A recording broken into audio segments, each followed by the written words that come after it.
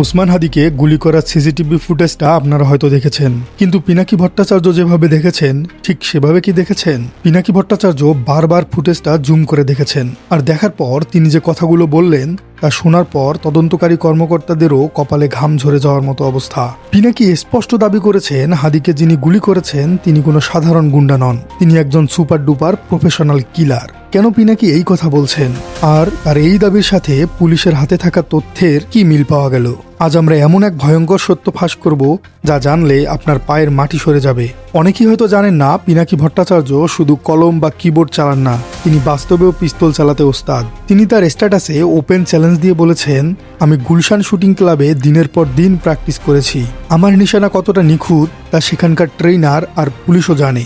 আমি একজন প্রো লেভেলের শুটার। কিন্তু পিনাকি বলেছেন, এত প্র্যাকটিস করা সত্ত্বেও আমি পিনাকি ভট্টাচার্যও যদি চলন্ত মোটরসাইকেলের পেছনে বসে আরেকজন চলমান মানুষের মাথায় গুলি করতে চাই, আমিও পারবো না। এটা এত সহজ নয়। ভাবুন তো, একজন এক্সপার্ট শুটার বলছেন তিনি পারবেন না, অথচ হাদির উপর হামলাকারী চলন্ত বাইকে বসে ভিড়ের মধ্যে চোখের পলকে মাথায় গুলি করে পালিয়ে গেল।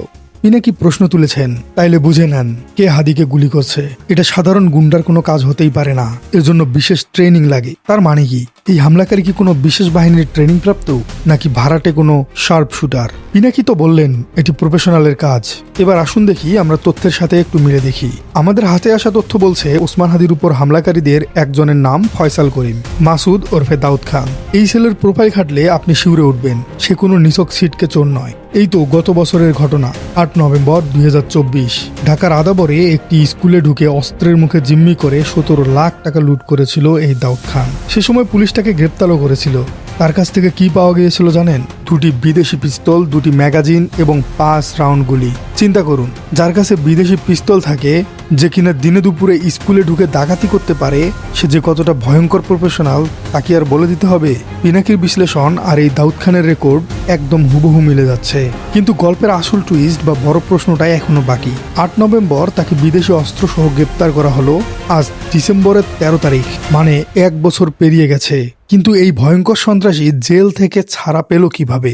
অস্ত্র মামলা, ডাকাতি মামলা, বিদেশি পিস্তল উদ্ধার, সাধারণত এসব মামলা জামিন পেতে বছরের পর বছর সময় লেগে যায়। আর এই ছেলে মাত্র 1 বছরের মধ্যেই বিদেশি পিস্তল নিয়ে ধরা পড়ার পরেও জামিন পেয়ে গেল, এবং জামিন পেয়েই সে আবার হামলা চালালো ওসমান হাদির। এখানেই গন্ধ পাওয়া যাচ্ছে গভীর কোনো ষড়যন্ত্রের। পিনাকি ভট্টাচার্য ঠিক এই ইঙ্গিতটি দিয়েছেন। এই দাউদ খানের পিছনে কি কোনো বড় গডফাদার আছে? প্রশাসন বা আদালতের ভেতরে কি এমন কেউ আছেন যারা এই কিলারের শেল্টার দিচ্ছে?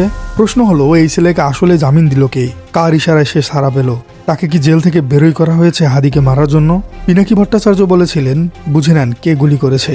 এখন দাউদ খানের পরিচয় আর জামিনের রহস্য দেখে আমরা সত্যিই বুঝতে পারছি এটা কোনো সাধারণ ঘটনাই নয়, এটা একটা পরিকল্পিত ছক। বিদেশি অস্ত্র চালানো জানা, ঠান্ডা মাথায় এক খুনিকে জেল থেকে বের করে এনে জুলাই বিপ্লবের উপর লেলিয়ে দেওয়া হয়েছে।